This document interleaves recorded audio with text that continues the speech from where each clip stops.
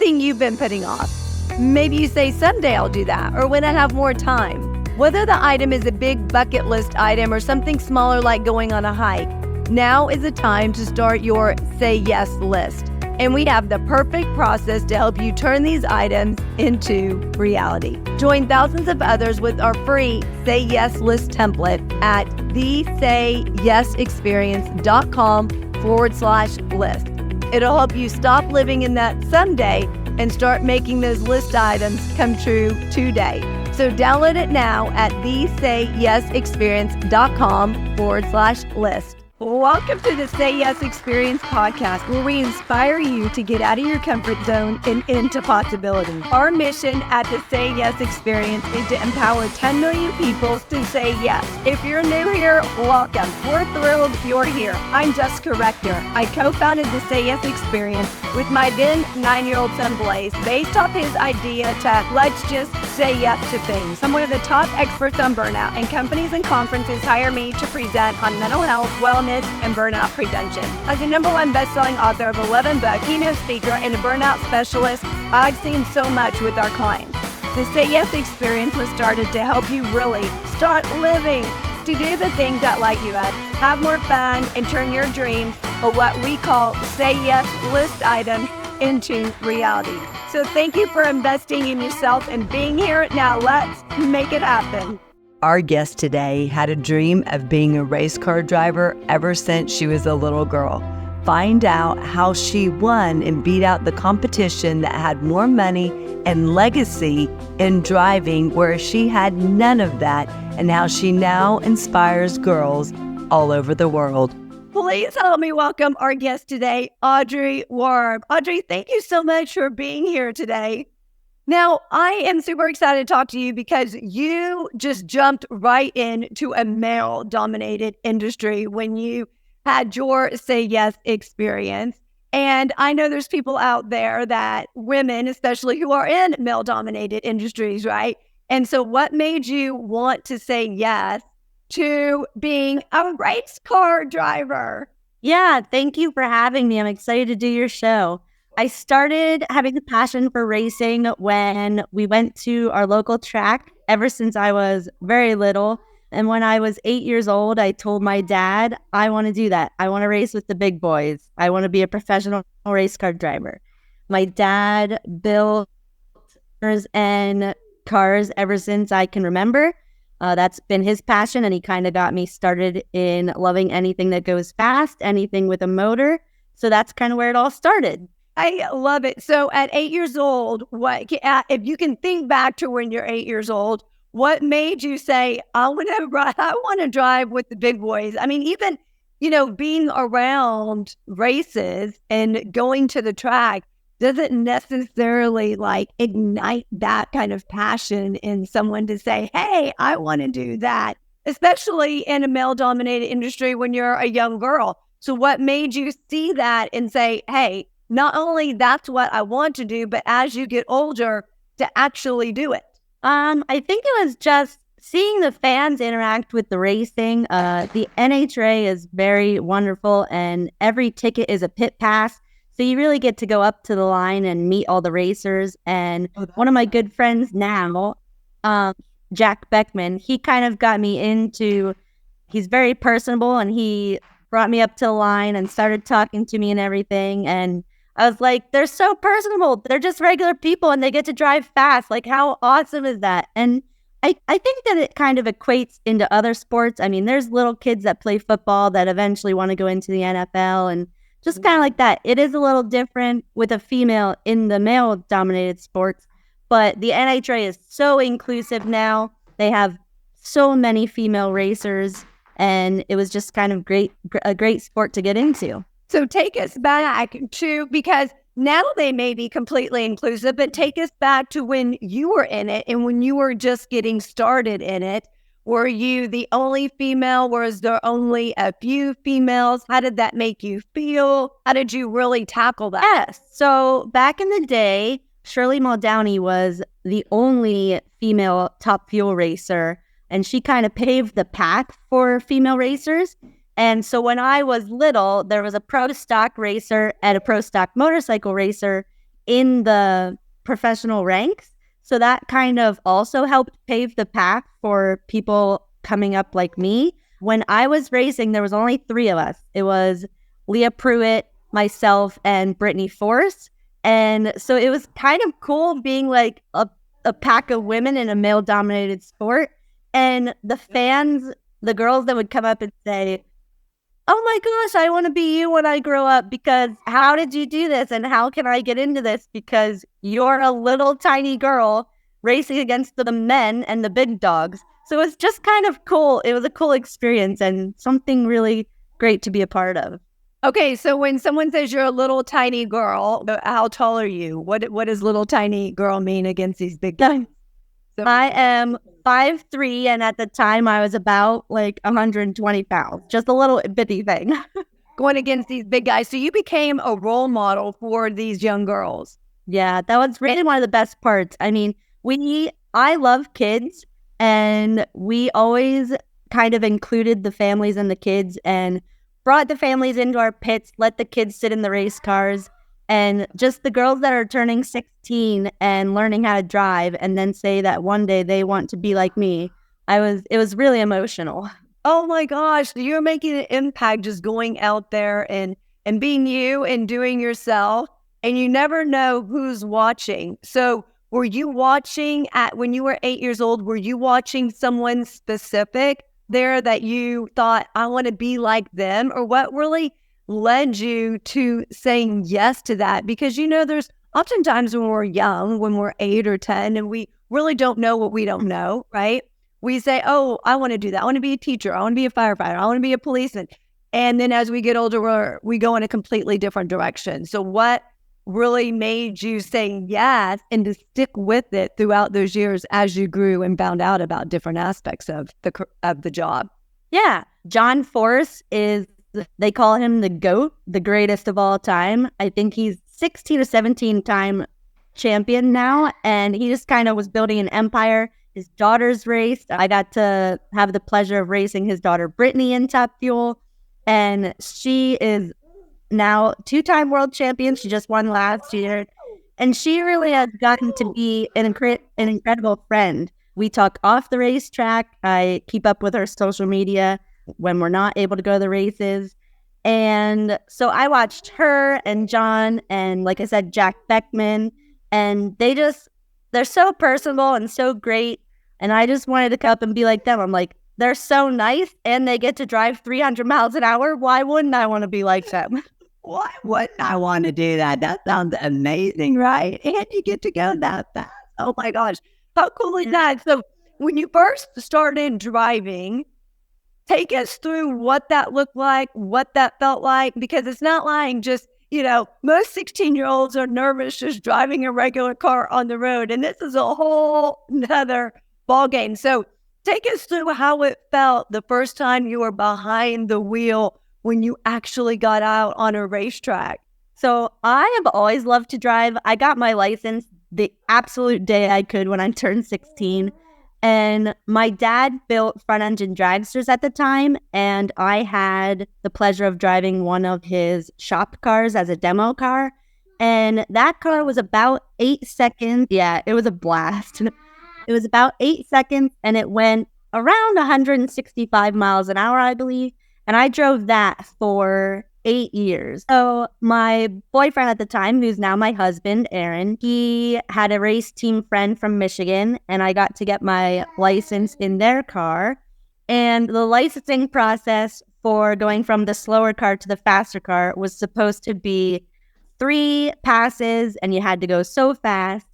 And we kept hitting rain, and we had to travel. We did our licensing in Canada, and we did some in some other tracks, and we had to kind of beat the weather, which was insane. For the first time I got in the Top Fuel car, I was wearing funny car boots at the time instead of dragster shoes, and my foot got stuck under those people who don't know, what are those? So funny car boots, kind of because the motor is in front of you in a funny car, and in the front engine dragster, the motor is also in front of you. So they kind of encase your foot a little more. They're a little thicker versus dragster shoes just being kind of like a smoother shoe that you can put Velcro over the laces so it gets caught. Oh, yeah. So my boot got stuck at the throttle pedal, and my throttle got stuck, and then the car blew up, and there was a huge fireball. So all of the guys and the team owner and everybody, yeah, for the very first time, like I've never driven a top fuel car in my life, and this was a licensing, like a test pass. Oh, So the owner of the car, and his dad were like, "Oh my gosh, we're so sorry. What happened?" Like they thought it was tuning related and something on their end. And I'm like, "No, I think my foot got stuck. Like it's okay. I mean, I got it shut off. Everything was all good. I practiced in my head how to shut it off and get out multiple times before that. And I got out, and they're like, if you don't want to get back in, that's fine. I was like, no, when are we going again? Like, I'm ready to go. Let's go. Let's do this. So they were kind of surprised. They really thought I was going to say, I don't really want to get back in. But I'm like, no, this is my dream, and I'm doing it. So let's go. Oh, my gosh. The car caught on fire. How did you feel? Yeah, like a huge fireball. They all say that my eyes were about like super huge, but it was kind of scary, but the adrenaline just kind of gets you pumped up. And I mean, it was a goal and a passion of mine. So I just figured it comes along with the territory of running a nitro car, and I wanted to go again. So what did it take for you to actually pass that test? Because I'm assuming that didn't help you pass the test. No. So you had to go, I forget what the specs are in my head right now, but I think you had to go over 250 miles an hour, if I believe. And so we packed up. I think we ran one more time that day, and then we packed up because it started raining. So it took about 3 to 4 weekends, but after we did it, we licensed at Cayuga in Ontario, Canada. And then the next day, my dad and I drove down to the biggest race of the year. They call it the Big Go. It's in Indianapolis.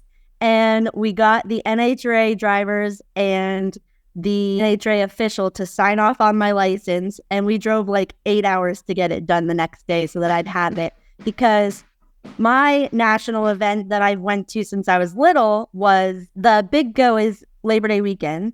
And my national event that I wanted to debut at is later on in September. So I wanted to get my license in and done and ready to go so I could debut at Maple Grove in Pennsylvania. And we did it.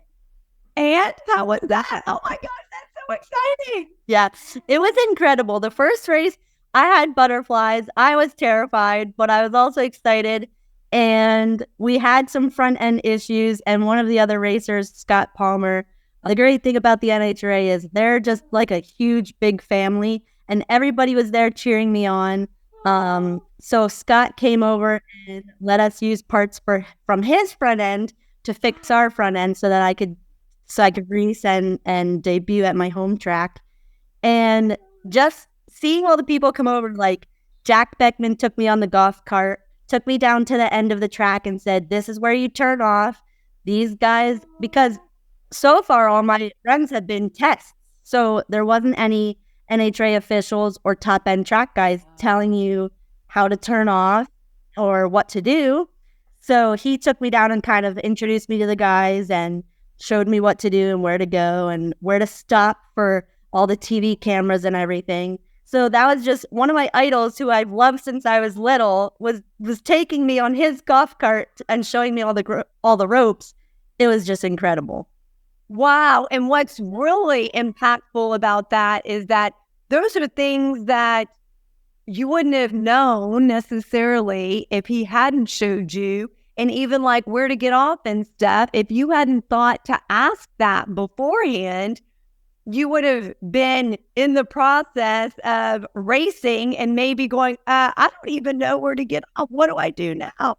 So that could have really hindered your thinking and being, because you're in the moment, you're going that fast. You have to be very focused and you need to know what to do, right? Or this is what I'm picturing in my head because I've never actually done it, obviously. But, you have to be in the moment. You have to be focused and you have to know these things. So it comes second nature to you. Okay, this is what I do. This is where I turn. This is where I get off. So, and then that could have messed up your thought process while you're racing. Yeah, a lot happened I mean, we're going 300 miles an hour in 3 to 4 seconds, and a lot happens in that short of a time. So just the fact that I must have sat in the car with my eyes closed, and everyone used to always say, "What is she doing? Sleeping or meditating or what?" And I'm like, "No, I'm visualizing what I need to do." A lot happens in that short amount of time. I think all the professional racers kind of visualize a little bit at some point. So I call the driver's seat of a top fuel car my happy place. I could sit in there for hours and just kind of just relax and picture what I need to do, and I love doing it. Do you want to start saying yes, but you just don't know where to start? And oftentimes when we don't know where to start, we just don't start. So we created an ebook just for you. We put together 101 ways to say yes. In this ebook, ideas big and small, things that only take a small amount of time, like 1 to 2 minutes.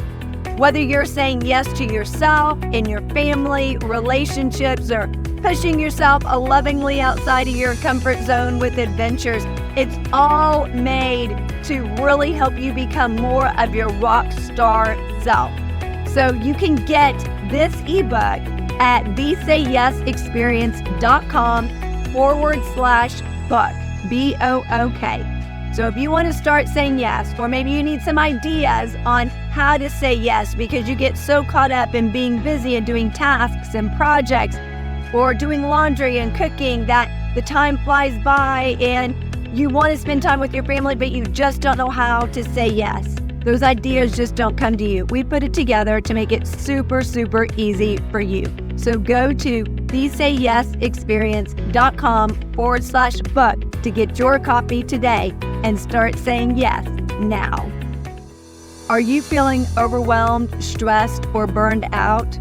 We get it. You're not alone.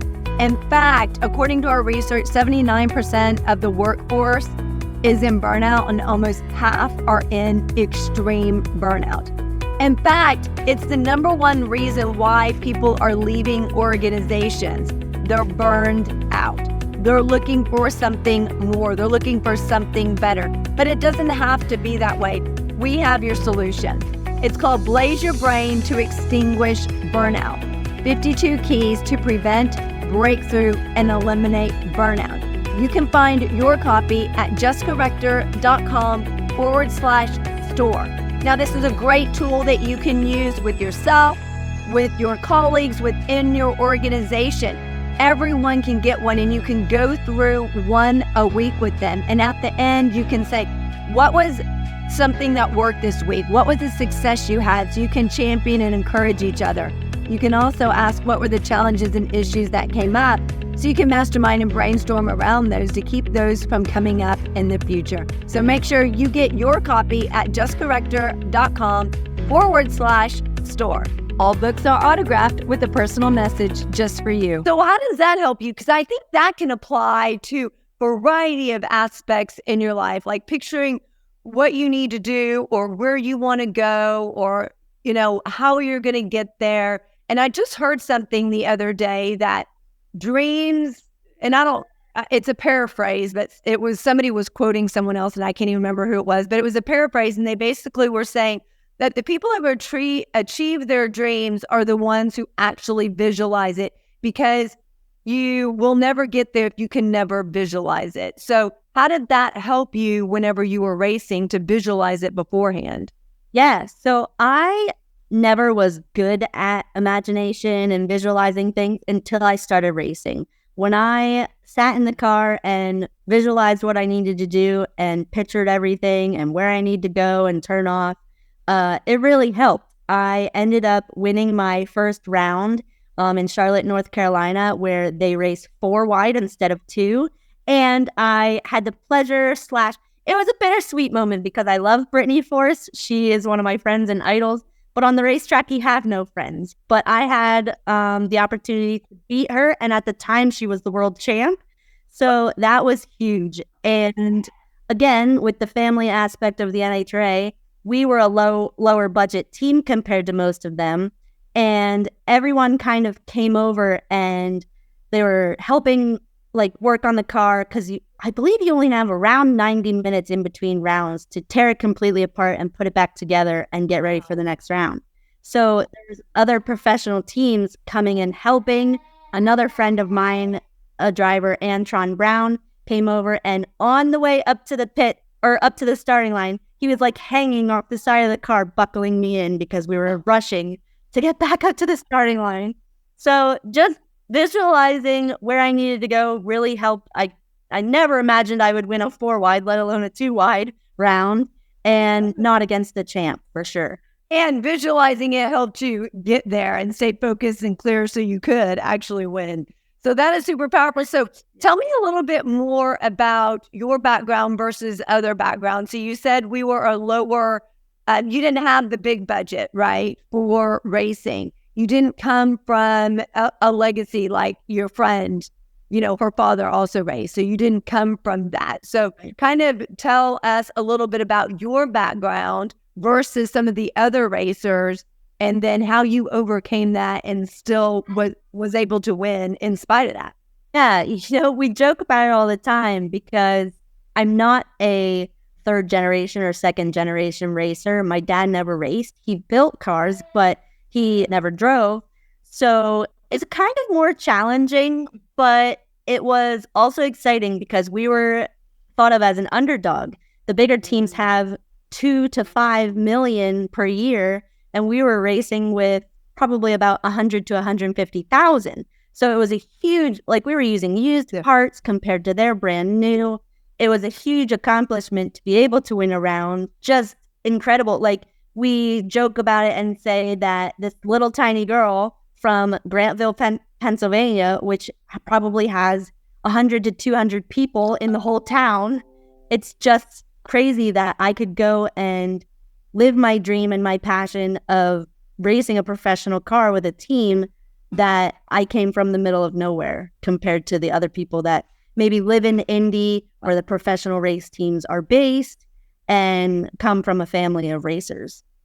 Well, and it just goes to show you that no matter your background, no matter where you come from, no matter the amount of money that you have, if it's a small town versus a big town, a small budget versus a big budget, whether you've had, 5 people in your family who've done it or no people who've done it, if you have that passion, you have that drive and that desire, you can go out there and achieve, you can go out there and do, and you can go out there and be successful if you have that dream to follow it, because you don't know what's going to happen. And I also love how you're talking about the community that is really involved with race car driving. Although out on the track, you want to win, right? Obviously you want to win. So it's got to be a little competitive. But when you're thinking of it as a whole, it's more of a family. It's more of a unit. We're here to help everyone, because also when you get out there and everybody's coming out there doing their best and you win, then it's okay, but everyone was doing their best and I won, as opposed to they're not having the parts and that's why I won, or they're not having the budget and that's why I won. But we're all in it together. We all want to have a really good race. We all want to make sure that everyone is safe in having that race. So tell me how that community, that family unit really helped you throughout race car driving. Yeah, it was so fun because I got to do it. Like I said before, I'm a huge daddy's girl, and I got to do something with my dad that not many people get to do. I also got to do it. My husband was tuning the car, so I got to do it with my dad and my husband. So to do it with my family and then to also grow and become a part of the NHRA family, it was just incredible. John Force would come over, and he said once, when I beat Brittany, he was like, if anyone had to today, I'm glad it was you. Welcome to the NHRA. And he gave me a big hug. And everyone now calls my dad Pop Worm. And it's just been so incredible. And everybody is just so nice. And I haven't been able to get to a professional race since before COVID, because COVID happened and all the lockdown and everything. And then I had a baby boy. So we haven't been able to get back down. And I just said to my husband the other day, I miss my NHRA family. We were watching it on TV because we still watch and support it and follow everyone. But yeah. I really miss them. They become such a big part of my life. Of course. And for so long. So how has really saying yes and creating that say yes experience in a male dominated industry, how has that helped you now and in different areas and in different parts of your life? Yes. So I think it kind of gave me the opportunity to really live my passions and give myself permission to say yes to the things I want to do without kind of worrying about what people think.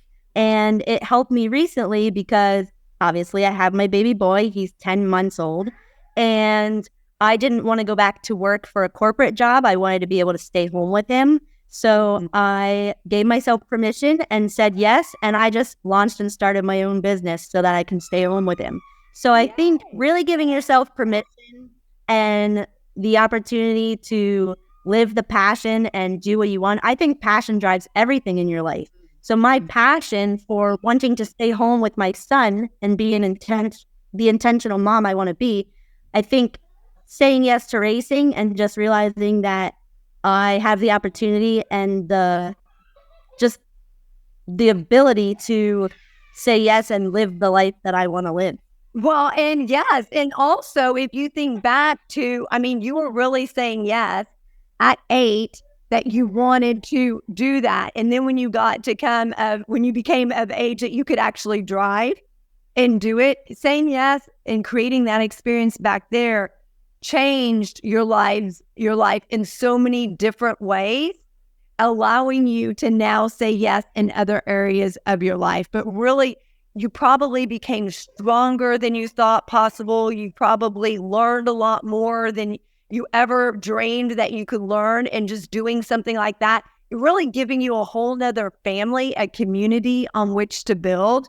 And really, I think oftentimes community is often overlooked in that support group, because it wasn't just you saying yes to you were saying yes to something so much bigger that you didn't even know. And then you're creating that trickle effect into other areas because you became a role model for so many young girls who say, oh, I want to do that. Look at Audrey. She's doing that. Why can't I do that? And the impact that you make and you going out and sharing your story will still impact other women and young girls who say, oh, okay, well, I didn't think I could do that, but now I know I can. And so how does that make you feel, realizing that you saying yes way back then impacted you in all these different ways, and really you created a ripple effect without even intentionally trying to do it? Yeah, it makes me excited and it makes me very proud of myself that I was able to just say yes and live the dream of an 8-year-old. I mean, I did it 8 years later. I was 16 when I started driving, and I was probably 5 when I started racing professionally, if I remember right. And so to be able to live your passion and do it that much longer or that much later in life, I really think it's huge. And I love being able to inspire little girls. I think that passion is a huge thing. And a lot of times you hear, well, I don't know whether it's from your parents or a teacher, or like if you have a crazy dream when you're little, not everyone is supportive. Luckily, my dad and my husband and everyone behind me were super supportive. But now the ability to be able to help little girls, I still get people messaging me on my racing Facebook and Instagram. I'm not super current with it because I haven't been racing, but I'm like, yeah, I'll totally help you walk through your goal and passion or the process of jumping in a race car. I still have connections, obviously, with my racing family. Yeah. And now to be able to, when my baby is older, I definitely want to take him to the track and show him what his mom could do. And I think it's going to be fun to just inspire kids of all, whether they're boys or girls. The other fun part was we raced for Parkinson's disease awareness. My dad has Parkinson's. So I got that's fantastic, whole nother family of community and support through the Parkinson's people. We raced for the Michael J. Fox Foundation, and we ran a Outrun PD campaign. And we had Parkinson's patients come and sign our car. So they also became part of our racing family and part of our Parkinson's family. And I still keep in touch with some Parkinson's patients that I met traveling the States. One lives in Arizona. He's a good friend of ours. And just keeping up with his Parkinson's journey has been just really inspiring to me. My dad still battles with it. So just being able to keep up with that community as well and do some fundraising stuff has also been really incredible. And giving back and helping out. Thank you so much, Audrey. I know people are out there are thinking, okay, she was only 25 when, she was still super young. But if you think about it, it started when you were 8. So it was 17 years later. So it's never too late to create that Say Yes experience, to go after your dreams, to pursue your passion, to come up with your passion, to really start asking yourself, what am I passionate about? What is it that I want to do? What is that Say Yes experience I want to create? Because you never know who you're going to go out there and really become a role model for just by showing up and being your best, amazing self. So thank you so much, Audrey, for sharing your story and for saying yes into a male-dominated industry and going out there and inspiring so many young girls and women alike. So make sure that you're going out there and you're saying yes and creating that experience for yourself, following your passion, creating that dream. And whether it's 2 years later, 17 years later, or 37 years later, it's never too late to start and live the life that you imagined. We'll see you next time. Bye-bye. Are you ready to move to your next level of rockstar greatness? CFO, Chief Fun Officer, #1 best-selling author, and keynote speaker Blaze Rector is ready to help you do that. At just 10 years old, he's already written 2 #1 best-selling books.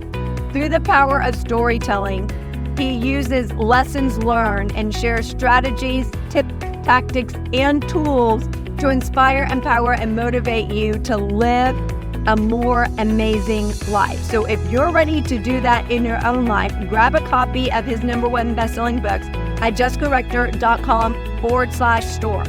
And when you order your copies, he will personally autograph them and write you a message on those books before shipping them out to you to really inspire and empower you in your life. These books are great for adults and kids alike. So if you're ready to move to your next level of rockstar greatness, make sure you grab your copy at jessicarector.com/store. Enjoy those amazing, empowering, transformational books. Did you know that the 2 biggest issues impacting the workforce are mental health and burnout? Well, we have your solution. The more that you feel burned out, the more it impacts your mental health. The more your mental health is impacted, the more it leads to burnout. So it's a vicious cycle that goes around and around, but it doesn't have to be that way.